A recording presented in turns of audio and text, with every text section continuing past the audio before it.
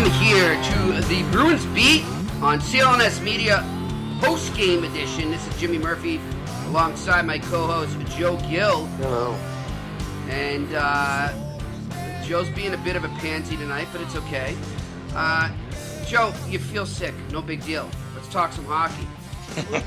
This is a hockey show, not a tennis show, okay? Yes, pocket pinball show. Okay, no, this is a hockey show, so let's get her going.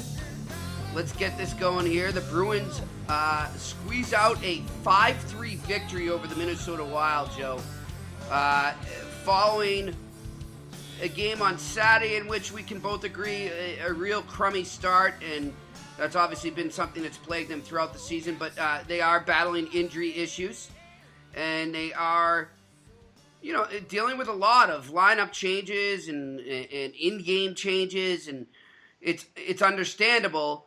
I thought tonight they won this on pure grit, passion, and determination. And, I'm not trying to sound like a blowhard here, but, I mean, the Bruins, they played old-time Bruins hockey tonight, Joe. And if they're going to get through this stretch of games that they have coming up, which is just a gruesome stretch of divisional and conference games after this game tonight against a Western Conference team, Joe, that's the type of hockey they're going to play because, by the way, they're on to their, I think, 20th string center right now besides Bruce Bergeron.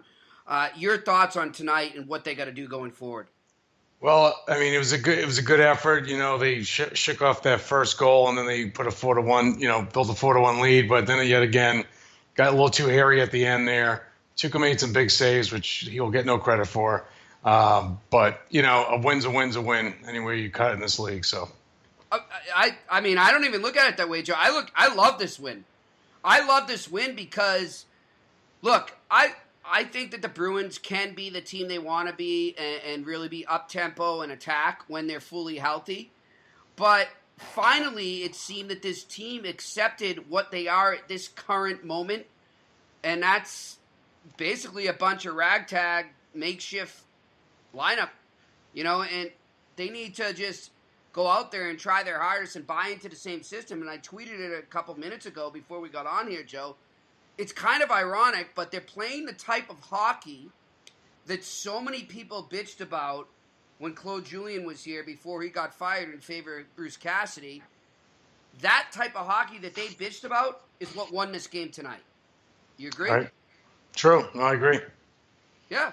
So, where are those people now? And it's just like you said about Tuukka Rask. I got to vent right now. I'm so tired of the Pink Hat Bruins fans that have kind of come to the surface here and taken over social media and are led by the most ignorant hockey or people that comment on hockey, and that is Felger and Maz on 98.5 The Sports Hub. They need to be shut up. They need to do some research, earn their money, and do some work because they've got people now on social media that should be praising Tuukka Rask, should be praising the Bruins, but they're still bitching and moaning.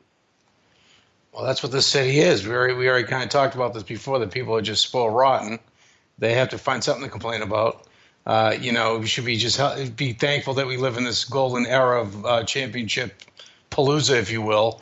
But I think I told you I had a poll that, as Bruins fans, what the struggles were, youth, injuries, Rask, all the above. And it turns out that the majority of the people out there are not completely jaded loser pink hat fans, that they actually know what the hell's going on. 49% said injuries, 10% said youth, 6% said Rask, and 35% said all the above. So, I mean, I could even consider the 35% all the above being somewhat educated fans. And, I think these haters are in the minorities as much as they are the majority of social media honks, if you will. Well, that's a good thing to know. And let's get down to sort of the details right now, Joe, of what I look at this Bruins team and what they're doing. First of all, before I get into that and sort of the X's and O's, I want to just point out two players right now who have received a lot of flack, and I'm in that crew. I gave both of them some criticism, but Torrey Krug and Matt Beleskey in the last few games. I mean, Matt Beleskey obviously only has played in the last two, But both of them overall right now have really stepped up their game. I know they're in completely different situations. I mean, Krug's spot wasn't really going to be challenged at all. He's got a permanent spot in his lineup unless he's traded. But I think Matt Bolesky, right now, he looks like the Bolesky that helped the Ducks to the conference finals in 2015. And, he's playing with a lot of balls, and he's earning his money right now. And I've always said this, Joe, that signing, the way it's gone down, reminds me a lot of what happened with Martin Lapointe. I'm never going to put him on the value of what Martin Lapointe meant to the Boston Bruins in 2003-04 when he basically, raised Patrice Bergeron and took him under his wing. I obviously never going to put him on that pedestal, but it's similar situations where I think that the contract, unfortunately, as it always does, dictated the expectations, and people didn't really understand what Matt Bolesky is. What he is what you've seen in the last 2 games. You agree? Well, the last 2 games he brought some grit, but I still don't think that contract. He definitely hasn't still lived up to expectations. He's far from it. A couple nice games.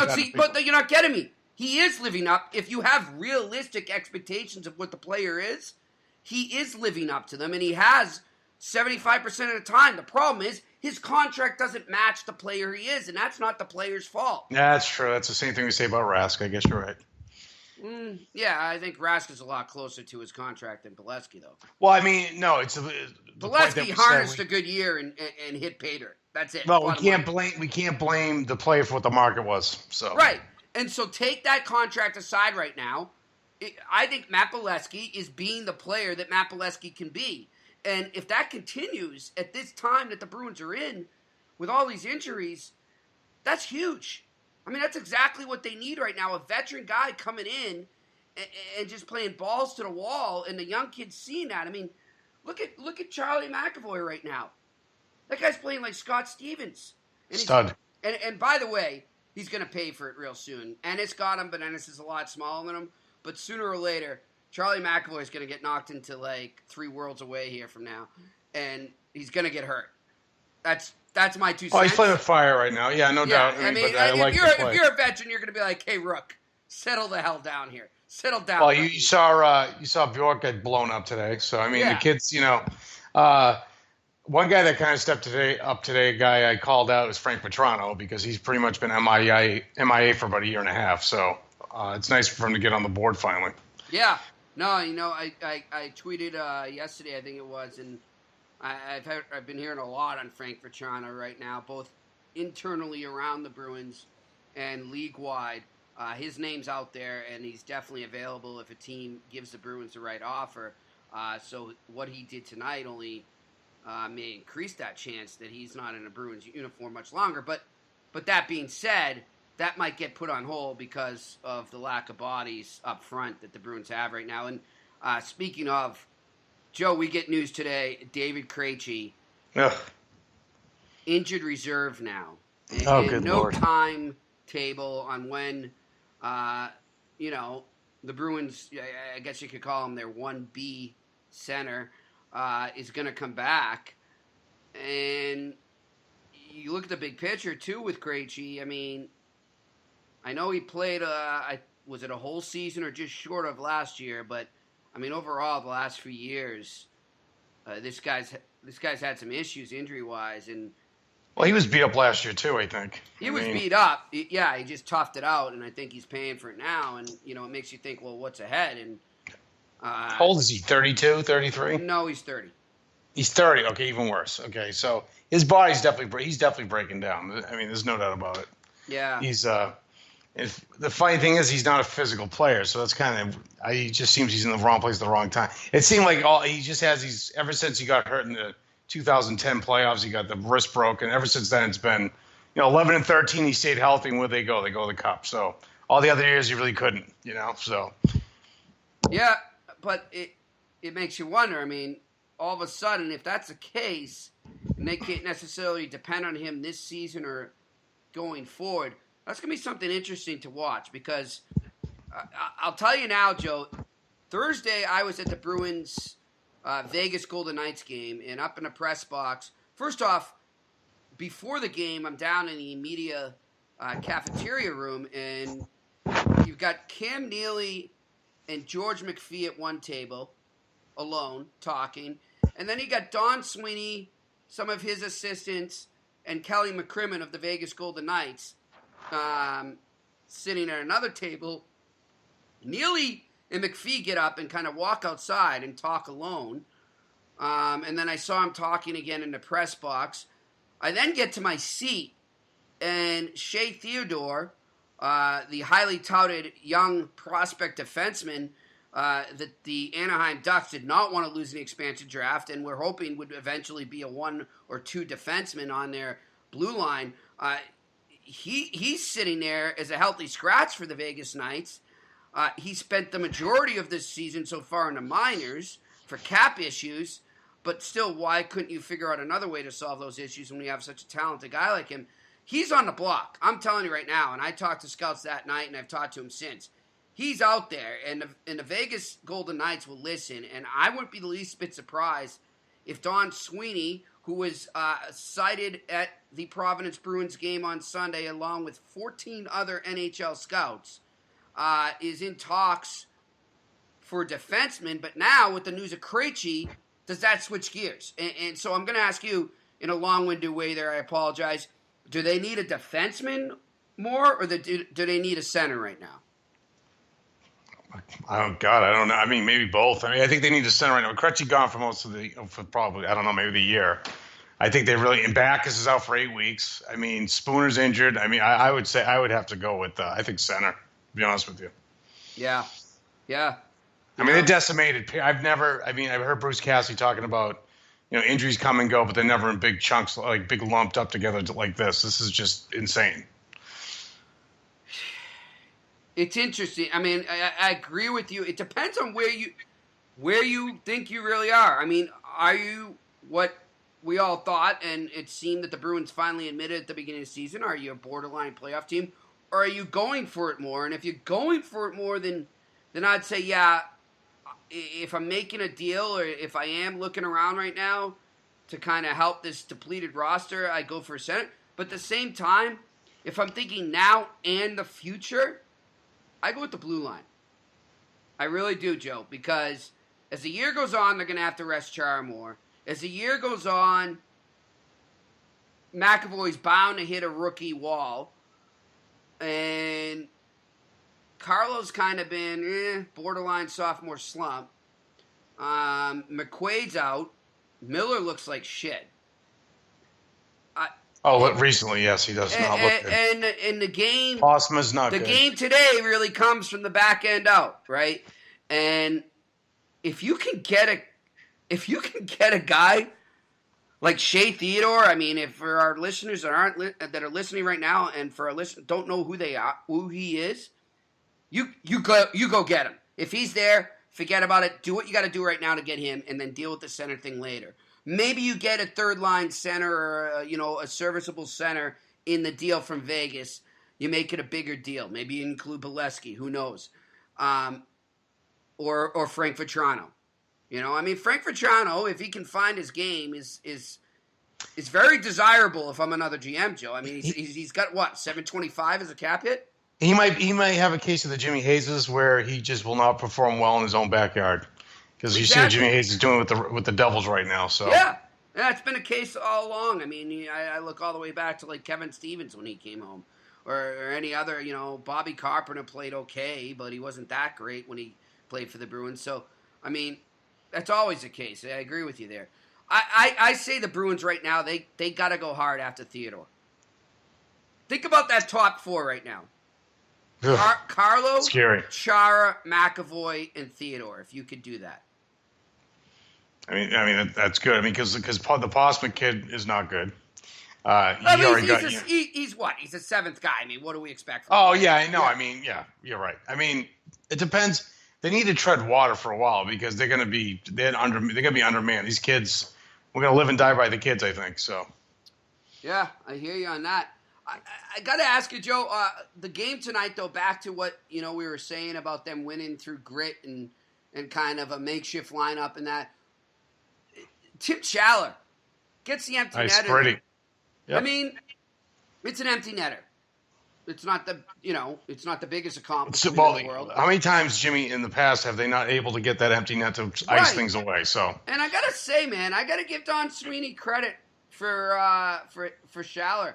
I mean, they scouted him well at Providence, and and then saw that Buffalo really wasn't going to use him. He was kind of a castaway there, and the Bruins said, "Yeah, we'll take him." And I mean, they deserve credit for that. Obviously, the guy was in their backyard playing at Providence University. He wins a national championship in TD Garden. They obviously had guys watching him all along when he was with Buffalo, or when he was their property. I don't know. I mean, I give Don Sweeney a lot of credit right now, but at the same time, I think the next month or two, or pretty much up until New Year's, it's really going to dictate the job he's doing, because this was great and all. I love the grit they showed tonight. I think it can win some games, but at the same time, it can't hold up. And when it comes down to it, you need skill, right? And, is he going to go out and replace the skill he's missing? Oh no! I mean, I agree. I just, like I said, they got a lot of holes. So I guess you kind of one of those things you're looking towards next year or this year. I mean, it's only how many games in the season? But like I said, they're already kind of behind the eight ball a lot. But they got a lot of games in hand too. So I'll waffle a little bit here. So I don't know. They need. You're going to be Uncle Waffle today? I'll be Uncle. Yeah, I feel like Uncle. Pepto-Bismol right now, but they just got to tread water right now. They're gonna have these games. I mean, like you said, this is a big character win because it was getting a little hairy there, 4-3, and I think everybody was remembering the Buffalo game when the roof fell in. So it was good that they pulled this out. And like I said, empty net or not, I think empty net goals are something the Bruins always had a hard time since Milan Lucic, the king of the empty net, left the team to ice games away. It hasn't. This whole season has not been easy. And I don't think they've won 2 games in a row. I could be wrong, but I don't even think they've won 2 games in a row yet this year. So right now they're on pace to lose the next game. So let's see if they can turn this around, put a streak together. Hey Joe, you were getting a lot of crap on social media, I guess, for not knowing Bruins prospects and stuff. What happened? Oh, I'm not a fan. Yes, I'm not a fan. Because I don't, have my 14 monitors open and have the ECHL and the AHL up. And some people have time and can do that, and that's fine. That's their thing. I don't. I follow the parent club, and who comes with the parent club? The center who came up here, whatever his name is, started with an S, and I put it out there. That guy. I put up $5, whoever can name him, and a couple people came up with it and named him and so forth and so on.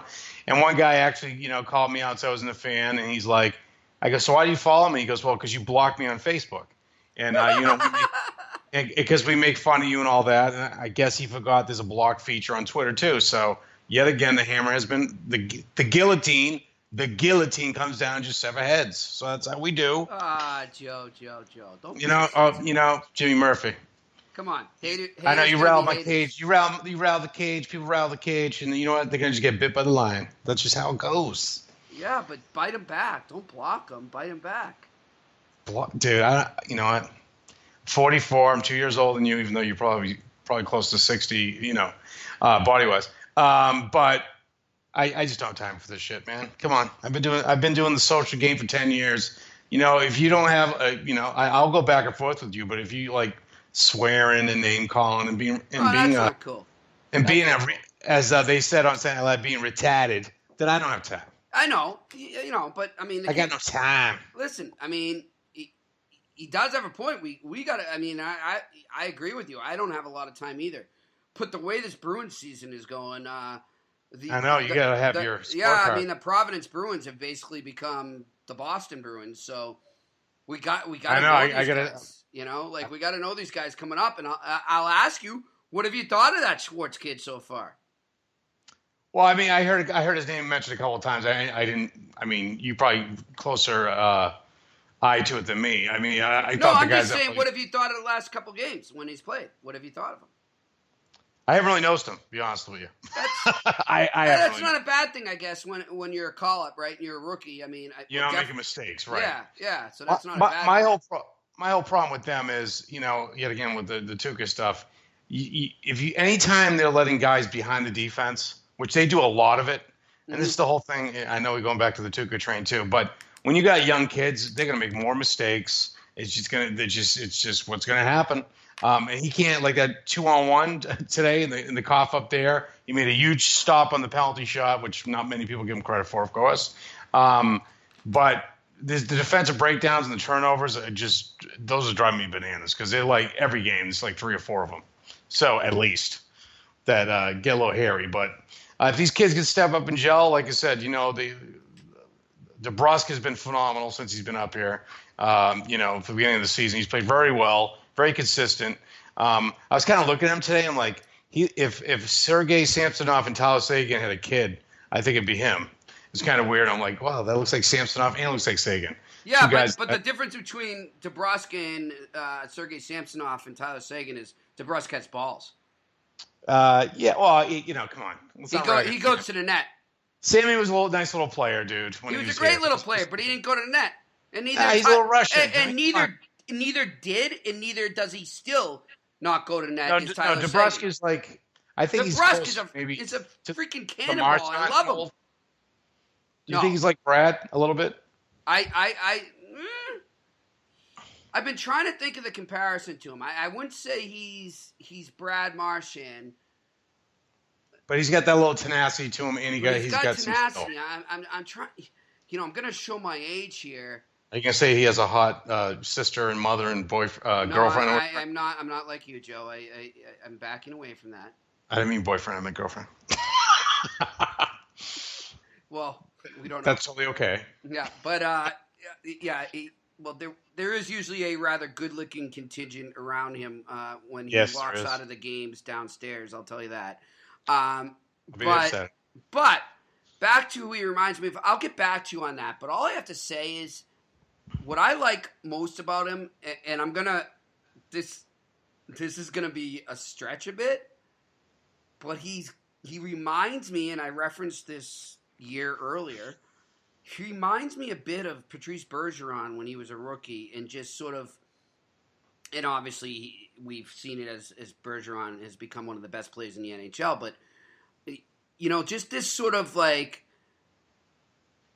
the instinct he has, the hockey instinct he has, the way he sees things develop, the way he makes things develop, and the way he's got the balls to follow that instinct at such a young age. I respect that.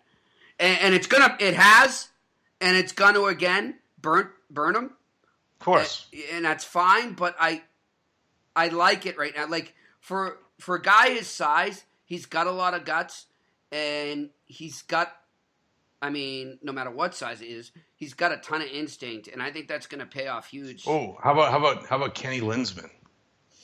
Well, this is the thing, though. You're saying Kenny Linsman, Brad Marchand. What do Kenny Linsman and Brad Marchand have in common? They're both scrap. Well, they're scrapping. No, what do they have in common that Jake DeBrusque hasn't thus far shown? Oh, wow. You're getting... they're dirty as hell. What's that? They're dirty as hell. Oh, I love Kenny Linsman. I love Brad Marchand, but let's call a spade a spade. They're dirty players. Oh, they're rats. Well, yeah. I'm just saying. Well, I don't see that in DeBrusque. I don't see that sort of. I think it's sort of a different type of edge he has. That's all. Yeah, I'm under the influence of a bad headache right now, so I'm trying here, man. I'm trying. You say bad things to me. You say jealous. How about Randy Barge? Stop being a pansy. You said to me, opening line. Don't be a pansy. You know what? I'm here. I'm giving it to you, Jobo. I'm here. Don't worry. Don't worry, because the hurricane will blow in your direction, my friend, one day. And I'll be behind you. There it is. There's that feistiness I want. You know what? As the great G Generation X once said, suck it. Okay, so here we go. But anyway, like I said, this is a good win. We need to put a couple, together. They get the Rangers back-to-back, and then they got back-to-back against the Leafs, which I'll be there on Saturday night, which I'm looking forward to. I'm a little bummed out that it's head-to-head with Notre Dame, Miami, which I really you know what? Enjoy. Well, hopefully no one will get punched out like that poor girl who did, at the University of Miami game. Granted, I don't know if you saw the footage of that. She did slap the cop. You can't slap a cop, but you can't knock out a girl. Criminals versus convicts. Yeah, but you can't knock out a girl. I'm sorry. He knocked her out. That's not cool. I didn't see this. But Did you see it? Did no, you see I it? didn't. You'll have to send me the link. LL Cool J. Mama said knock you out. He knocked her out. Okay, Joe. Anyway, So we I are digress. on Facebook Live right now, correct? Yes, we are. My pants are on. Do we have any, questions or comments? Oh, sure. We want to give some reference to our listeners here, pay him some homage. Yeah, we got Michelle Passamino, which I think is the best name ever. Carol, what else we got? James Arnold just said, Jimmy Murphy, you're full of shit. We need a center, not defense. I added the full of shit thing, just for like poetic justice there, because you need a little Captain Waffle. But anyway, yeah, I think everybody's kind of very happy with the win. I mean, I think watching Twitter, I think everybody's sphincter puckered up a little bit when it became 4-3. I mean, how can you not? But are there any questions there we can answer, Joe? No, I will look through it now. Everybody's just commenting on your brilliance and how great you are, Jimmy, which is usually all the time, which I usually get sick of and delete. Apparently, they have the same weed dealer as me. But, okay. Okay. All right, Chronic. Captain Chronic. Dr. Chronic. Way back. Hey, by the way, speaking of doctors, has anyone ever checked out Tim Shallow's Twitter? No. Go check it out. Why? Well, just to do it. Come back to me. Is it a hot girl? No. That's all I It's care pretty about. funny.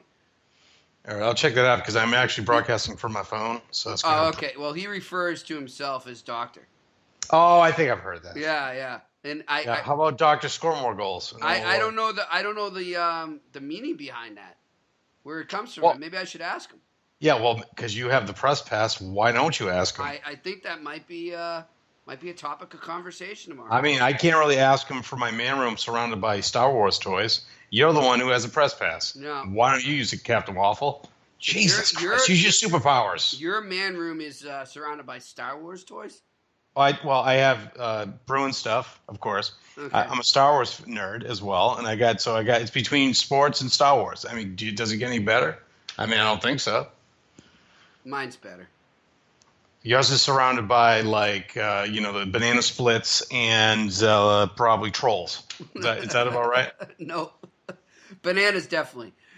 But anyhow, buddy, listen. We got to get this going. I think it was fun to do a post game again. I'd love to do this again if we can. Again, this is the first one we did. It's hardly ever that we have a Monday night. I know, this is tough. Mondays suck. This was interesting. Interesting. Yes, exactly. We're going head to head with Monday Night Football. Who's watching that game? Celtics were also on. So for They all those, I can't see you right now, but for all you on Joe's Facebook Live, God bless. We appreciate you joining. Joe, what's your take coming up? Got the Rangers tomorrow, and then a home and home with the Rangers. I mean, with the Maple Leafs. What's your prediction? Well, the Rangers are. Did they pull out the win tonight? I think they might have, but they're not doing well, so they're kind of ripe for the picking. I mean, I keep forgetting that the Bruins have like 2 to 3 games in hand on all these teams, so you got to take care of business. And then the Leafs. I know they got the young kids and the upcoming stars and so forth, but I think they're still the Leafs. Sorry, I think the Bruins probably take 2 out of 3. Believe it or not, I can't believe I said that. I can't either because the Leafs are definitely not still the Leafs. Yeah, they are. We'll see what they do. No, they're more like the Edmonton Oilers in the 1980s. That's what they're gonna be like. That's what they're gonna be. Yeah, and that's what they're pretty close to being right now. All right, here we go. We're gonna make a bet right now. We're going to bet to say, I will say that the Leafs probably, if they make the playoffs, they don't get out of the first round. I will say that the Leafs finish ahead of the Bruins. That probably happen. And go further in the playoffs than the Bruins, given that the Bruins even make the playoffs. That's another question. So the Bruins will go 4 games in the series. Joe, when you're sulking, you need to sit back and watch some hockey, and you need to really watch the Leafs. Because you don't know what you're in for. Fuck that team. I agree with you on the Rangers. I think the Bruins beat the Rangers tomorrow, or Wednesday rather, in New York at MSG. The Rangers, I had them out of the playoffs in my preseason predictions. They're done. They've screwed up. They've traded away any prospects they ever had. They are in that sort of. Oh, it's true. They're in hell. They're in that. They're going to be in that purgatory stage that we were really afraid the Bruins were about to go in, but that the Bruins proved us wrong and aren't really in. The Rangers are in that, and I don't see a way out of it. for them. And by the way, bad about it. Henrik Lundqvist, Sucks, you said. Yeah, I mean, he he's basically he's got his modeling career left, and that's it. But I mean, other than that, have fun with the hot chicks. Your hockey career is over. I mean, I also think he's done. I mean, with the return of the X-Files, I think there's some, conspiracy theories going on with you about you always having like you have chubbies for these Canadian teams, the Canadians, the Leafs. I don't know what's going on, Jim. I think you might as well just go to Canada, switch out your citizenship, and let's call a spade because I'm sure they need some. Or I just study the game, brother. I also have a chubby for Nashville right now, who I think after the trade they made yesterday, which we didn't even get to discuss. That's good trade. Of course, in our after division that too. trade, I think Nashville's going to win the cup. I'm going right now, Really? and I'm saying it. They're winning the cup. You give me a team, okay? Not top two. I'm saying you give me a team 1, 2, 3 down the middle that's better than the Nashville Predators right now. That is better than Ryan Johansson, Kyle Torres, and Nick Bonino. 1, 2, 3 down the middle. Do you think 1, 2, 3? Torres is a better player than Duchesne? Crosby. Don't give me all those 1-2s as Joe Bracken, who's the biggest contrarian I know that follows me on Twitter. Don't give me the 1-2s. That's the challenge to your listeners right now on Facebook Live, our next Bruins Beat podcast. Get to us before then and prove me wrong that there is a better 1, 2, 3. Make sure you include the 3 center punch in the NHL. All right, my 46,000 fans on Facebook, we will prove the Leprechaun wrong. I want to see it. Bring it. And by the way, what do you think of that trade? By the way, I think Ottawa got screwed. I think Ottawa got the worst part of that deal. I think Colorado got a huge haul. Oh, they got a huge haul. Okay. I think Nashville just cemented themselves as a top cup contender. And I think Ottawa basically got a guy that has the same contract that they would have had to pay Torres. And now they're stuck with that contract for another year. And he's likely never going to re-sign in Ottawa. I mean, I don't know that for a fact, but that's just my opinion. And what do they have 2 years from now? Nothing. Who's the better player between the two of them, in your opinion? Between Matt Duchesne and Kyle Torres? Yes. At this moment, right now? I would say whole body work. I think they're even. Okay, so. But right now, I think Kyle Torres is better. Granted, I'd rather not have Duchesne in the division. Of course, he has to be. The other thing, too, is there's always something skeptical about a guy, to me, that wants out that bad. Oh, Colorado. Well, actually, Colorado's kind of playing better than he did last year, so I don't mean. They're pretty good, eh? Oh, I saw that thing that one of the guys in Colorado got hurt, and they were carrying him. I mean, like helping him off, and Duchesne slept in right behind him. Yeah, like, hey, see, I got traded. Bye, guys. During the game, yes. That happened to some kind sorry you hurt, bro, but peace. It's been great. Love he's so happy you'd be out of there. But like I said, if he wants out, he wants out. A lot of these players like to shoot them their way out of town, so. And here's another thing that will make Bruins fans smile. I want you to check out my latest Murphy's Hockey Law podcast. It's up there at Murph's Hockey Law on Twitter. Terry Ryan says, there was some talk on Hockey Night Canada from Nick Kyprios that Carey Price could be available if the Canadians slump. Oh, again. Stop. Okay. Oh, come on. So Terry Ryan says, and it kind of makes sense. Imagine if he ends up in Colorado. Oh, like Patrick Roy. Oh, yeah. But, dude, his numbers, his goals against is over 3, and his save percentage is around 87%. That is just horrible, beyond horrible.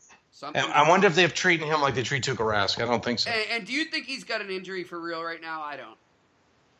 Maybe he's just having a bad effing year. Yeah. I think he basically, they came to him and they said, look, how about we tell them you're day-to-day and you take a breather and you kind of regroup and watch from above and study some film and, that's what that injury smells like to me. And props to them. I think that's the right move. But I'm just saying, like, come on. Really? Because considering you have, like, dual citizenship in Quebec, what is the Montreal radios saying about Carey Price right now? Actually, some of the people that I like on their station up there, TSN 690, agree with what I just said. But others are just such fanboys that they got caught up in their back-to-back wins over the weekend, so they really didn't acknowledge. Oh my God! Break out the French dressing. I'm telling you right now, I'm with Kipios. I think that's a real possibility. That they trade Carey Price. I just don't see that. Okay, so if they go into the tailspin they went in 2 years ago, or last year, right before they hired Julian, you don't think that's a possibility? Well, I mean, and then they're in full-blown rebuild. I mean, that's because exactly. And the only way you rebuild is if you free up $10 million a year. Oh, do you think the fans are going to stand up for that? To have a rebuild in Montreal? Well, you know what? I give mad props to Mark Bergevin if he has the balls to do it, because that's what you need to do. I mean, look what the Red Sox did when they looked like they were about to go in a tank, and then they won it in 2013. I guess that's a little different. That was more cheap. Yeah, completely. But no, not really. You gotta learn how to change on the fly. You gotta learn how to do. That's today's sports world, man, especially in a cap world. It's a mad, mad world, my friend. I mean, that's what Edmonton should have done. They probably would have won the cup a lot sooner. Yeah, they're struggling too this year. They're a mess. Oh, that's good. Maybe Chiarelli's demise has come early. Hate. Here it comes. Chiarelli's demise has come early. You know what? I'll say it now, though, and I've defended him forever. He screwed up in Edmonton. Shocking. Do you see any patterns of any kind? Any trends? No, I don't see the ring on his finger. I don't see another ring that he got here. I don't see that trend. But he won't get a ring in Edmonton. Do you think he's going to get a ring in Edmonton? If he isn't fired this year, yeah, I think he does. You think he gets fired this year? I think he might get fired real soon. Jesus Christ. Yep. You made him be out like the GM mad scientist, and now he's going to be fired? Jesus, wow. But what have I always promised you, Joe? I'm going to tell it like I see it. I'm not like Kitty lit him broken dreams. That's what I have my allegiances. I think I'm fine with the job he did in Boston. A lot of people aren't, but I'm fine with the job he did. And if it cost them, depleting the system and screwing them up for a couple of years, I'll take it after one. Yes, I agree too. I'll take it. So I'm fine with the job he did in Boston. He did what he was hired to do in Boston. That's my point. Well, okay? somebody struck a chord. Right now in Edmonton, he's not doing his job. He's screwing up right now. All right, because when a fanboy makes fun of his own guy that he's a fan of, I need to know what, in your opinion, is he doing wrong? Because this is interesting to me now that I'm in the lava. And I want to know. I think he's doing exactly the only thing I think he did wrong in Boston is he's not changing with the times again. Oh, shocking. Let's just throw money at that kid there. He's undervalued speed versus grit. And he hasn't learned how to combine the both. He seems to always want to pick one or the other, and he doesn't learn how to combine both. He combined them both in 2011, and that's why they won a Stanley Cup. But other than that, he seems to have a problem sort of deciding between the two and picks one or the other. And usually grit. He's got Lucic for another 44 years, so yeah, I mean, whatever. There you go. Or Patrick Maroon, Maroon. You're a Maroon. Yeah, he needs some speed on the wing right now to help out McDavid and Draisaitl for sure. So that's the only two guys that have speed are those two dudes. And they're in the middle. So that's a problem. Let's give them $1 million each. But right now, I think the Bruins would take those two up the middle. I wouldn't. Yeah, right now, I think they take you and I up the middle. Oh, excuse me. Jeez. Well, listen, Joe. Let's go. Yeah, I'm not even going to go there. Let's let it go here. The Rangers are up next on Wednesday at MSG. Then it's a home and home with the Leafs Friday, Saturday, and then 2-1. And then the Ducks. This West Coast trip's going to be a bitch. Yeah, I have a feeling. Well, what do we call it? They always call Anaheim, San Jose, and L.A. Is that the West Coast trip they're on? I believe so. Yeah, that's going to be tough. That's basically called the Bermuda Triangle of the NHL. Yeah, they're going to get killed. I mean, you could be like 20-1 and go into those 3 games and easily come out 0-3. That's just the way it goes. So they're screwed on that. I say they go 2-2 over the next. Or I'm not even going to count that. I say they go 1-2 over the next 3, and then. Well, we're gonna probably talk before the Anaheim game, so So until we talk, I'm saying New York they win, and I'm gonna say they get swept by the Leafs. You know what? God, I gotta check that passport. I'm pretty sure there's a Canadian maple leaf on it because No. you got your tidy blue and white whiteys on undies right now with your Maple Leafs logos. There's just a Brutopia, McLean's, and Hurley's Irish Pub logos on it. That's all. My question of the day is: are you going to be at the game Saturday night? I will be there, my friend. Hope to see you. I will be there. All right. I'll be there, and we will meet. Why don't we go watch the Irish finish off the Convicts post game? I'd rather run on Route 93 blindfolded with probably my underoos on than go watch the Fighting Irish. I hate them like hot fire. Well, you can turn the other way. I'll see you over at Porter's, buddy. All right, brother. All right. Feel better. Feel better, my friend. Peace. All right. Joe Gill, Jimmy Murphy here on the Bruins Beat on CLNS Go Bees. Media. We'll talk to you next week. Love and happiness. Love and happiness. But wait a minute, something's going wrong. Someone's on the phone, 3 o'clock in the morning. Yeah, talking about how she can make it right. Yeah, happiness is when you really feel good about somebody. There's nothing wrong being in love with someone. Yeah.